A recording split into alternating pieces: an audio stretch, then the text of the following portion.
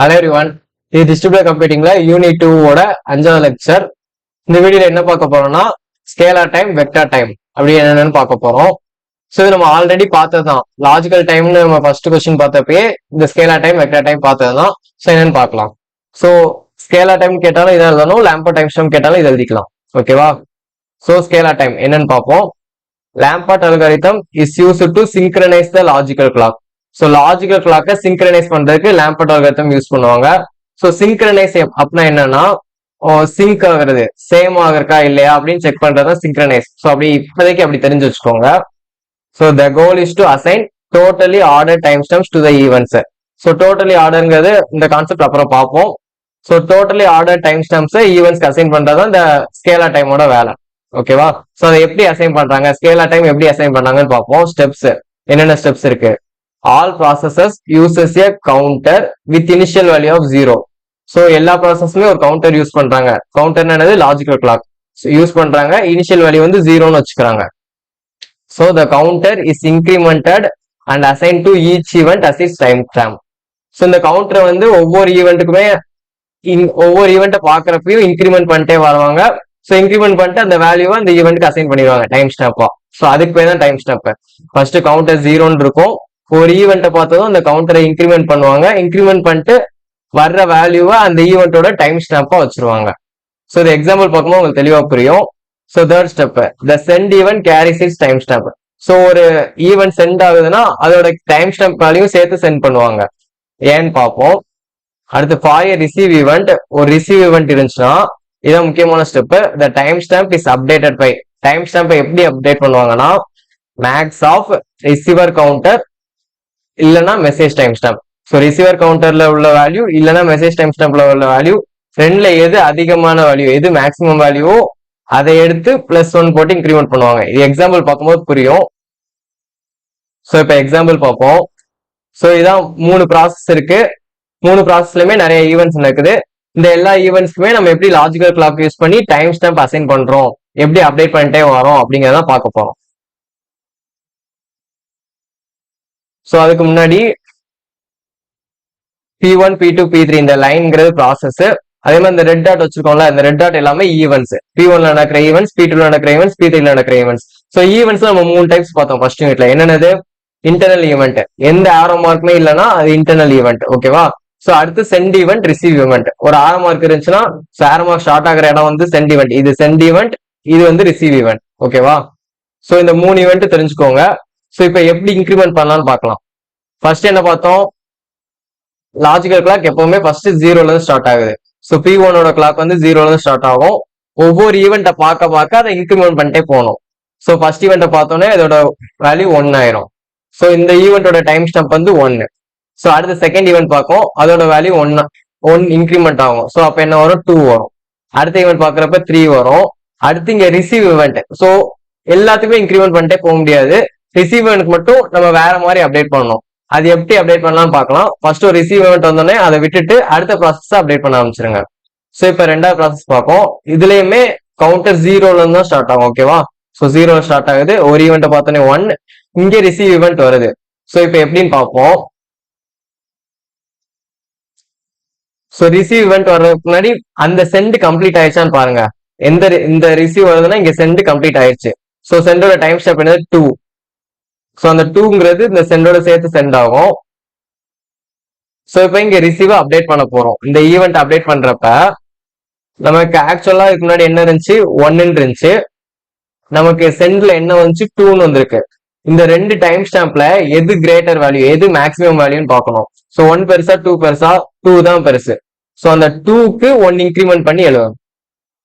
So இதோட time stamp 3. புரிஞ்சா? So நம்ம ஆக்சுவலா இன்க்ரிமெண்ட் பண்ற அந்த வேல்யூவையும் சென்ட்ல வந்த அந்த வேல்யூவையும் கம்பேர் பண்ணி எது மேக்ஸிமம் வேல்யூ அதோட 1 ஆட் பண்ணி அப்டேட் பண்ணுவோம் ரிசீவ் ஈவெண்ட்டுக்கு மட்டும்.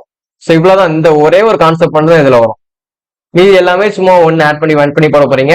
ரிசீவ் ஈவெண்ட் வந்துச்சுன்னா அதோட சென்டோட அந்த டைம் ஸ்டாம்பையும் பார்க்கணும், அதுக்கு முந்தின டைம் ஸ்டாம்பையும் பார்க்கணும். எந்த வேல்யூ மேக்ஸிமம் வேல்யூ அதோட 1 இன்க்ரிமெண்ட் பண்ணி எழுத போறோம். ஸோ அவ்வளவுதான், சிம்பிள். ஸோ இப்போ 3 இருக்கு. அடுத்த ஈவெண்ட் வந்து சென்ட் ஈவெண்ட் தான். So no problem. இங்க வந்து 4 போட்டுக்கலாம், 1 இன்க்ரிமெண்ட் பண்ணி 4. அடுத்த internal event no problem, 1 increment பண்ணி 5. அடுத்து இங்க ரிசீவ் இவெண்ட் வருது. So receive event send complete ஆயிடுச்சா ஆகல. ஸோ இதை மறுபடியும் நம்ம அப்டேட் பண்ண முடியாது. ஸோ அடுத்த ப்ராசஸ் போவோம். T3யும் 0ல தான் ஸ்டார்ட் ஆகும். ஸோ ஃபர்ஸ்ட் ஈவெண்ட் வந்தோடனே 1, அடுத்து செகண்ட் ஈவெண்ட் வந்து ரிசீவ் ஈவெண்ட். ஸோ இங்க வந்து வேற மாதிரி அப்டேட் பண்ணோம். ஸோ சென்ட் கம்ப்ளீட் ஆயிடுச்சா ஆயிடுச்சு. இங்க டைம் ஸ்டாப் என்ன இருக்கு 4. ஸோ 4 சேர்த்து வரும். இப்போ 4 பெருசா இதையும் கம்பேர் பண்ண போறோம். 4 பெருசா 1 பெருசா 4 தான் பெருசு. அப்ப எப்படி அப்டேட் பண்ணுவோம்? 4ஓட 1 ஆட் பண்ணி 5ன்னு அப்டேட் பண்ணுவோம். அவ்வளவுதான். ஸோ இப்போ 5 ஆயிடுச்சு. அடுத்த ஈவெண்ட் இன்டர்னல் ஈவெண்ட் தான். ஸோ இன்க்ரிமெண்ட் பண்ண போதும் 6. அடுத்து சென்ட் ஈவெண்ட் தான், நோ ப்ராப்ளம் 7. ஸோ எல்லாமே முடிஞ்சு இப்போ மறுபடியும் ஃபர்ஸ்ட் ப்ராசஸ் போங்க.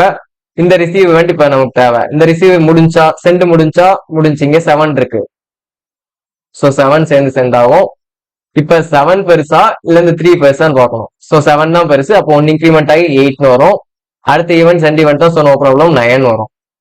ஓகேவா? ஸோ இந்த சென்ட் ஈவெண்டோட சேர்த்து 9ம் சென்ட் ஆகும். நமக்கு இப்ப இந்த ரிசீவ் அப்டேட் பண்ணணும். ஸோ இங்க என்ன இருக்கு 5 பெருசா 9 பெருசா 9 தான் பெருசா. அப்ப இந்த ஈவெண்ட் என்ன வரும் 10. ஸோ நெக்ஸ்ட் இன்டர்னல் ஈவெண்ட் தான், நோ ப்ராப்ளம் இன்க்ரிமெண்ட் பண்ணி 11. ஸோ இவ்வளவுதான் ஸ்கேலா டைம். ஒரு ப்ராசஸ்ல உள்ள ஈவெண்ட்ஸ்க்கு எப்படி டைம் ஸ்டாம்ப் ஸ்கேலா டைம் யூஸ் பண்ணி அப்டேட் பண்ணலாங்கிறத பார்த்தாச்சு. ஸோ சிம்பிள் தான். இன்டர்னல் ஈவெண்ட் சென்ட் ஈவெண்ட் பாக்குறப்ப சும்மா நீங்க இன்க்ரிமெண்ட் பண்ணிட்டே போனா போதும். ஒன்னொன்னா இன்க்ரிமெண்ட் பண்ணிட்டே வரீங்க. ரிசீவ் இவெண்ட் வந்தா மட்டும் அதோட சென்ட் கம்ப்ளீட் ஆயிடுச்சான்னு பார்க்கணும். சென்ட் கம்ப்ளீட் ஆயிடுச்சுன்னா அந்த டைம் ஸ்டாம்பையும் நம்ம நார்மலா இன்க்ரிமெண்ட் பண்ற வர டைம் ஸ்டாம்பையும் கம்பேர் பண்றோம். கம்பேர் பண்ணி எந்த வேல்யூ மேக்ஸிமம் வேல்யூவோ அதுக்கு 1 ஆட் பண்ணி எழுத போறோம். அவ்வளவுதான். ரொம்ப சிம்பிளானது.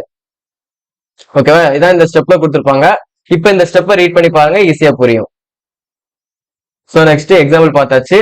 இதான் ஸ்கேலா டைம். ஓகேவா? ஸோ இதுல ரெக்குயர்மெண்ட்ஸ் இருக்கு என்னன்னு பாருங்க. ரெக்குயர்மெண்ட்ஸ் நம்ம எப்பவே பார்த்ததுதான். இஃப் ஏ கிவ்ஸ் பி, ஏ வந்து காசலி அஃபெக்ட்ஸ் பி இருந்துச்சுன்னா ஏ வந்து ஃபர்ஸ்ட் நடக்கும். ஸோ அப்படி ஏ ஃபர்ஸ்ட் நடக்கிறப்ப ஏவோட டைம் ஸ்டாம்ப் வந்து பியோட டைம் ஸ்டாம்போட கம்மியா தான் இருக்கும். ஸோ ஏங்கிற ஈவெண்ட் ஃபர்ஸ்ட் நடந்துச்சுன்னா அதோட வேல்யூ கம்மியா தான் இருக்கும். அடுத்த ஈவெண்ட்ல தான் இன்க்ரிமெண்ட் ஆகும். ஸோ அதான் இங்க கொடுத்துருக்காங்க ஃபர்ஸ்ட். ஸோ நெக்ஸ்ட் வந்து time stamp of A not equal to time stamp of B for any 2 different events A and B. So A பின்னு 2 டிஃபரெண்ட் ஈவெண்ட் இருந்துச்சுன்னா அதோட டைம் ஸ்டாம்ப் ஈக்குவலா இருக்காது அப்படின்னு சொல்லியிருக்காங்க. So next properties. ஸ்கேலா டைமோட properties என்னன்னு பாருங்க. கன்சிஸ்டன்சி. ஸோ கன்சிஸ்டன்சினா வேற ஒன்றும் இல்லை. இந்த ரெக்குயர்மெண்ட்ஸ்ல ஃபர்ஸ்ட் பார்த்தோம்னா அந்த பாயிண்ட் தான் கன்சிஸ்டன்சி. அதாவது ஈவெண்ட் ஐங்கிற ஈவெண்ட் இருக்கு, ஜேங்கிற ஈவெண்ட் நடக்கு. ஸோ ஐங்கிற ஈவெண்ட் ஃபர்ஸ்ட் நடக்குது. அப்படி இருந்துச்சுன்னா சினா logical clock. Logical clock time stamp எல்லாமே ஒண்ணுதான். கவுண்டரோட வேல்யூ இல்லைன்னா டைம் ஸ்டாம்ப் எல்லாமே ஒண்ணுதான். ஸோ அதோட வேல்யூ லெஸ் தென் ஜே ஈவெண்டோட வேல்யூ கம்மியா தான் இருக்கும். ஸோ இதான் ஃபர்ஸ்ட் ரெக்குயர்மெண்ட். அந்த ரெக்குயர்மெண்ட்ஸ்ல ஃபர்ஸ்ட் பார்த்த பாயிண்ட் தான் கன்சிஸ்டன்சி, அந்த ப்ராப்பர்ட்டி பேரு. ஸோ நெக்ஸ்ட் வந்து டோட்டல் ஆர்டரிங். டோட்டல் ஆர்டரிங்னா என்னன்ட்டு அடுத்த வீடியோஸ்ல வரும், பார்ப்போம். ஸோ நெக்ஸ்ட் வந்து ஈவெண்ட் ஆர்டரிங். இந்த ஸ்கேலா டைம் வச்சு ஈவெண்ட் நம்ம ஆர்டர் பண்ணிக்கலாம். அடுத்து system of scalar clocks is not strongly consistent. So strongly கன்சிஸ்டன்ட்னா என்ன அப்படின்னா,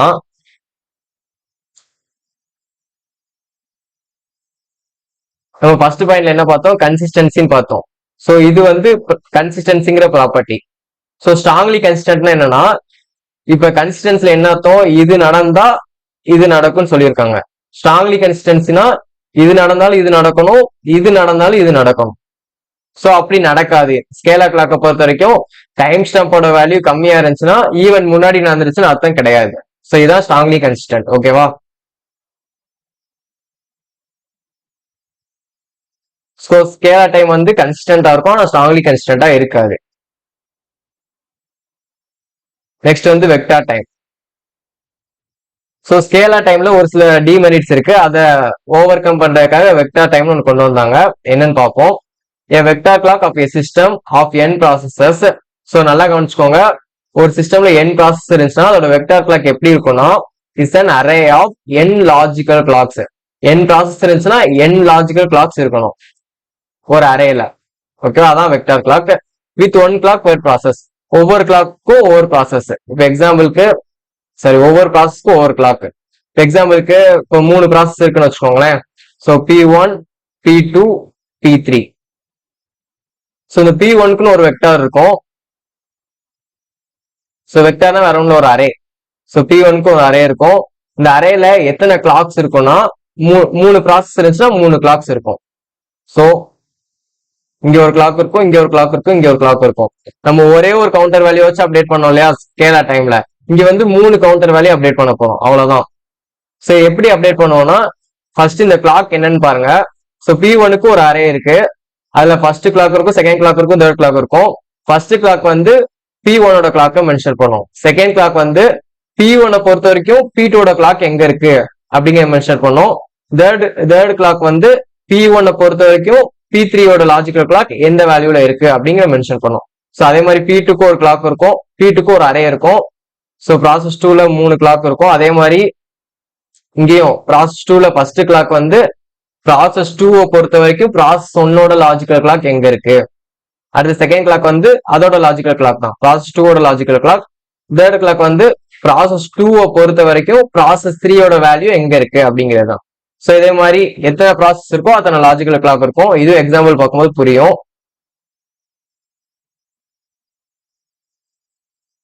சோ செகண்ட் பாயிண்ட் பாருங்க, vector clocks R used to determine whether pairs of events are causally related. So எந்த ஒரு 2 ஈவெண்ட் எடுத்தாலும் அது causally related இருக்கா இல்லையாங்கிறத வெக்டார் கிளாக் வச்சு நம்ம கண்டுபிடிச்சிக்கலாம். சோ இதான் வெக்டார் டைம் ஸ்டாம்ப்.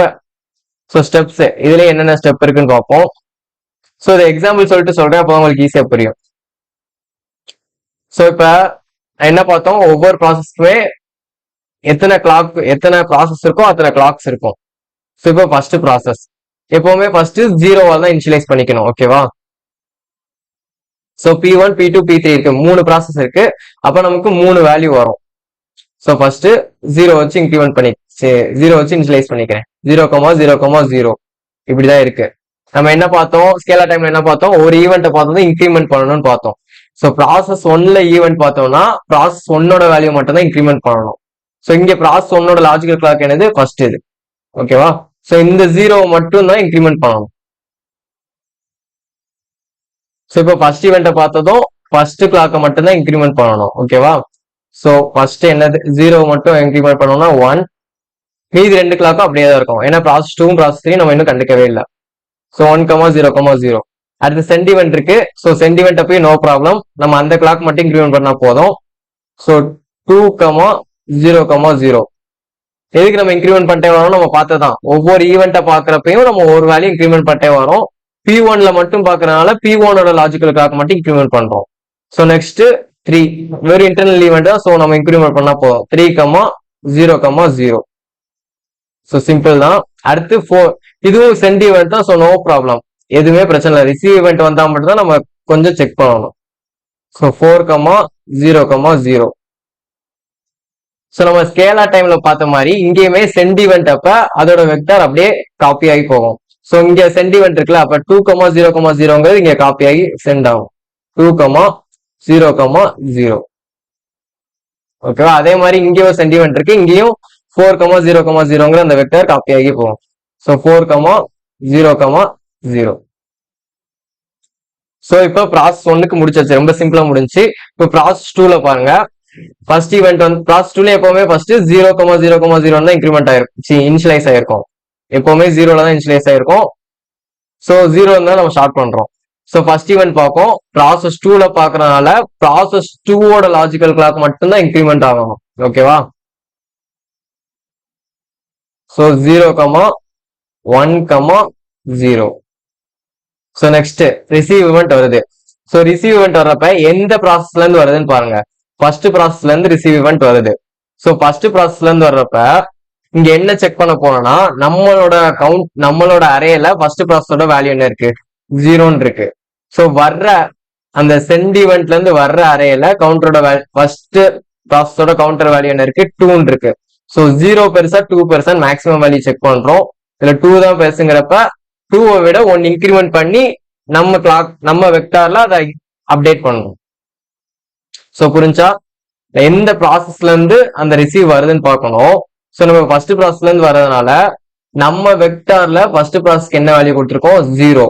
சோ அதே மாதிரி அந்த ரிசீவெண்ட்ல வர்ற வெக்டார்ல ஃபர்ஸ்ட் ப்ராசஸ்க்கு என்ன கொடுத்துருக்காங்க, 2. சோ 0 பெருசா 2 பெருசான்னு பாக்குறோம். 2 தான் பெருசு. சோ 2 பெருசுங்கிறப்ப அந்த 2வை விட 1 இன்க்ரிமெண்ட் பண்ணி நம்ம அப்டேட் பண்ண போறோம். சோ எப்படின்னு பாருங்க, 2வை விட 1 இன்க்ரிமெண்ட் பண்ணி ஃபர்ஸ்ட் லாஜிக்கல் கிளாக்கோட வேல்யூ 3 ஆயிடுச்சு. சோ அதே மாதிரி நம்ம ப்ராசஸ் 2ல என்ன பண்ணிட்டு இருக்கோம், 1 இருக்கு. சோ அடுத்த ஈவெண்ட் பார்த்தப்போ 1 இன்க்ரிமெண்ட் ஆகணும், அதே விட்டுறக்கூடாது. சோ இங்க 2 இதை இன்க்ரிமெண்ட் பண்றோம். நம்மளோட வேல்யூவை இன்க்ரிமெண்ட் பண்றோம், அதே மாதிரி எந்த ப்ராசஸ்ல இருந்து ஈவெண்ட் வந்துச்சோ அந்த வேல்யூவை இன்க்ரிமெண்ட் பண்றோம். ஸோ 3,2,0 வந்துருச்சு. ஸோ நெக்ஸ்ட் ரிசீவ் ஈவெண்ட் வருது. ஸோ எங்க இருந்து வருது? தேர்ட் ப்ராசஸ்ல இருந்து வருது. நம்ம இங்க இன்னும் அப்டேட் பண்ணல, ஸோ இங்கேயும் அப்டேட் பண்ண முடியாது. இப்போ தேர்ட் ப்ராசஸ் போவோம். ஸோ தேர்ட் ப்ராசஸ் ஃபர்ஸ்ட் ஸ்டார்டிங்ல என்ன வரும்? 0,0,0 தான் இன்க்ரிமெண்ட் பண்ணி இனிஷியலைஸ் பண்ணிருக்கணும். ஸோ ஃபர்ஸ்ட் ப்ராசஸ் பார்த்தோன்னே நம்ம தேர்ட் லாஜிக்கல் கிளாக்கை தான் இன்க்ரிமெண்ட் பண்றோம். ஸோ 0,0,1. ஸோ செகண்ட் ப்ராசஸ் பாருங்க, இது சென்ட் ஈவெண்ட் தான். So no problem. ஸோ நம்ம கிளாக் மட்டும் இன்க்ரிமெண்ட் பண்ண போதும். 0,0,2. So third event internal event தான், நோ ப்ராப்ளம். இங்கேயும் 0,0,3. ஸோ இங்க சென்ட் ஈவெண்ட் இருக்கப்ப இதோட அந்த அரே அப்படியே காப்பி ஆகி போகும். ஸோ இங்க என்ன இருக்கு? 0,0,2 இருக்கு. ஸோ இப்போ நம்ம செகண்ட் ப்ராசஸ் மறுபடியும் வரும். இந்த ரிசீவ் ஈவெண்ட்டுக்கு சென்ட் கிடைச்சாச்சு. ஸோ இங்க தேர்ட் ப்ராசஸ்ல இருந்து வருது. ஸோ தேர்ட் ப்ராசஸோட லாஜிக்கல் கிளாக் வேல்யூஸை கம்பேர் பண்றோம். இங்க என்ன வருது? 2ன்னு வருது. நமக்கு ஆல்ரெடி என்ன இருக்கு? 0 இருக்கு. 0 பெருசா 2 பெருசா? 2 தான் பெருசா. அப்ப அதை இன்க்ரிமெண்ட் பண்ணி எழுதணும். ஸோ 2 இன்க்ரிமெண்ட் பண்ணி அதுல என்ன வரும்? வெயிட் பண்ணுங்க. 2 இன்க்ரிமெண்ட் பண்ணா 3 வந்துடும். ஸோ நம்ம ஃபர்ஸ்ட் லாஜிக்கல் கிளாக் மாத்தணுமா? மாத்தவே தேவையில்ல, அந்த 3 அப்படியே தான் இருக்கும். ஆனா செகண்ட் லாஜிக்கல் கிளாக் மாத்தணும், ஏன்னா நம்ம செகண்ட் ப்ராசஸ்ல மூவ் ஆகிட்டு இருக்கோம். செகண்ட் ப்ராசஸ்ல அடுத்த ஈவெண்ட் வந்ததுனால இன்க்ரிமெண்ட் பண்ணணும். ஸோ இந்த 2வையும் இன்க்ரிமெண்ட் பண்ணி 3ன்னு எழுத போறோம். ஸோ இப்போ 3,3,3ன்னு வந்துருச்சு. ஸோ நெக்ஸ்ட் இன்டர்னல் ஈவெண்ட் தான். ஸோ நம்ம ப்ராசஸோட லாஜிக்கல் கிளாக் மட்டும் அப்டேட் பண்ணா போதும். அப்ப 3,4,3. ஓகேவா? ஸோ நெக்ஸ்ட் மறுபடியும் ரிசீவ் ஈவெண்ட் வருது. எங்க இருந்து வருது? ப்ராசஸ் 1ல இருந்து வருது. ஸோ ப்ராசஸ் 1ல இருந்து வரதுனால அதோட கவுண்டர் வேல்யூ செக் பண்ணணும். இங்க என்ன 4 இருக்கு, நம்மகிட்ட என்ன இருக்கு? 3 இருக்கு. ரெண்டுல எது பெரிய நம்பர்? 4 தான் பெருசு. ஸோ அந்த 4 இன்க்ரிமெண்ட் பண்ணி எழுதணும். 4 இன்க்ரிமெண்ட் பண்ணா 5. ஸோ அதே மாதிரி நம்ம ப்ராசஸ்லயும் மறந்துடக்கூடாது, நம்ம ப்ராசஸோட லாஜிக்கல் கவுண்டரையும் இன்க்ரிமெண்ட் பண்றோம். ஸோ 4 இன்க்ரிமெண்ட் ஆகும்போது 5. ஸோ தேர்ட் ப்ராசஸ்க்கு இருக்கு இந்த சம்மந்தமே கிடையாது. ஸோ அதை அப்படியே எழுதுனா போதும், 3. ஸோ இவ்வளவுதான் வெக்டார் டைம் யூஸ் பண்ணி நம்ம எப்படி அப்டேட் பண்றோம், எப்படி டைம் ஸ்டாம்ப் கொடுக்கோங்கிறது இதான் கான்செப்ட். ஸோ ரிசீவ் ஈவெண்ட் வர்றப்போ மட்டும் அந்த கவுண்டர் வேல்யூவையும் எந்த ஈவெண்ட்ல இருந்து வருதோ அந்த கவுண்டர் வேல்யூவும் செக் பண்ணி பார்க்குறோம். ஸோ இங்க ஈவெண்ட் நம்ம மூவ் ஆக எந்த ப்ராசஸ்ல மூவ் ஆகுறோமோ அந்த லாஜிக்கல் கவுண்டரை இன்க்ரிமெண்ட் பண்ணிட்டே போகணும், அதை மறந்துடக்கூடாது. ஸோ இப்போ ரூல்ஸ் பார்ப்போம். Initially all clocks R 0. So first எல்லா கிளாக்குமே 0வா தான் இருக்கும். செகண்ட் ஸ்டெப் வந்து each time a process experiences an internal event. ஒரு இன்டர்னல் ஈவெண்ட்டை பாக்குறப்ப it increments its own logical clock இந்த வெக்டார் பை 1. ஸோ அந்த வெக்டார்ல அதோட லாஜிக்கல் கிளாக்கை 1 நாள் இன்க்ரிமெண்ட் பண்ணிட்டே போகும். ஒரு இன்டர்னல் ஈவெண்ட்டை பார்த்தா அந்த வெக்டார்ல உள்ள தன்னோட லாஜிக்கல் கிளாக்கை இன்க்ரிமெண்ட் பண்ணும். ஸோ நெக்ஸ்ட் ஸ்டெப் பாருங்க, each time a process sends a message. ஒரு மெசேஜ் சென்ட் பண்றப்ப it must increments its own clock by 1. So sent பண்றப்பையும் தன்னோட லாஜிக்கல் கிளாக்கை இன்க்ரிமெண்ட் பண்ணணும். Increment sent a copy of its own vector, அந்த வெக்டாரை copy sent பண்ணுவாங்க. So fourth step, each time a process receives a message. இப்போ receive பண்றப்ப மட்டும்தான் கொஞ்சம் நம்ம கவனிக்க வேண்டியது என்னன்னா, ரிசீவ் பண்றப்ப it increments its own clock by 1. First நம்ம கிளாக்கை இன்க்ரிமெண்ட் பண்ணிடணும், ஏன்னா ஒரு ஈவெண்ட்டை பார்க்கறோம். ஸோ நம்ம கிளாக்கை இன்க்ரிமெண்ட் பண்ணணும்.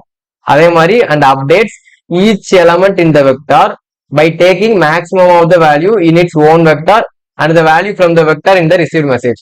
So ஒரு மெசேஜ் ரிசீவ் ஆகுது, அங்க ஒரு வெக்டார் வரும், அந்த வெக்டார்ல உள்ள வேல்யூவையும் நம்ம வெக்டார்ல உள்ள வேல்யூஸை கம்பேர் பண்ணி எது மேக்ஸிமமா இருக்கோ அதை விட 1 இன்க்ரிமெண்ட் பண்ணி எழுத போறோம். ஸோ இவ்வளவுதான் ஸ்டெப்ஸ் வெக்டார் டைம்ல.